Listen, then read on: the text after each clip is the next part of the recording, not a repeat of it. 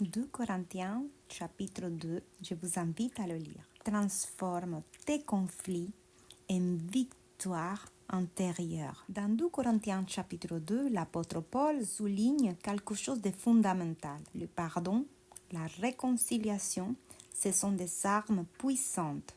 Oui, les conflits, les rejets, la déception, ce sont des obstacles réels, mais ils peuvent devenir des tremplins de croissance.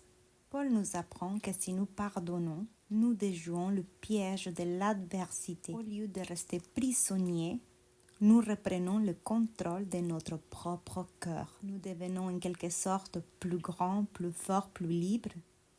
Donc aujourd'hui, je t'encourage à identifier ce que tu veux laisser partir, c'est-à-dire ce que tu as besoin de pardonner. Quel conflit, quelle déception garde encore une certaine prise sur toi.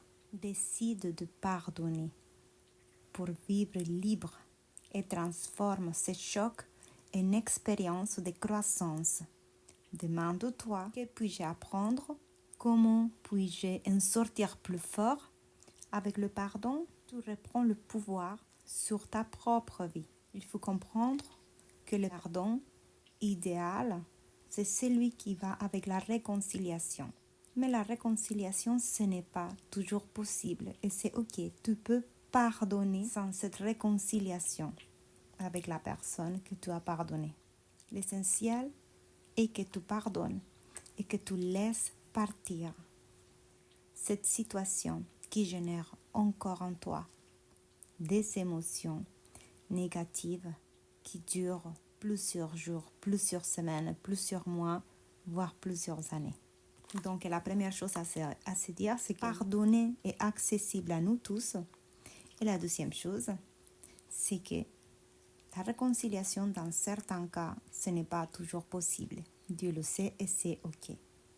Donc aujourd'hui, s'il y a une expérience que tu as besoin de lâcher, de laisser au pied de la croix, alors prends la décision de pardonner et de commencer ton chemin, ton processus de guérison.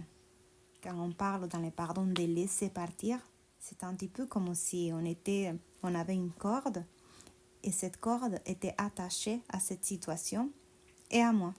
Et on retient la corde et on ne la laisse pas partir. Et pardonner, c'est lâcher la corde et laisser partir cela. Juste lâcher et commencer un processus de guérison.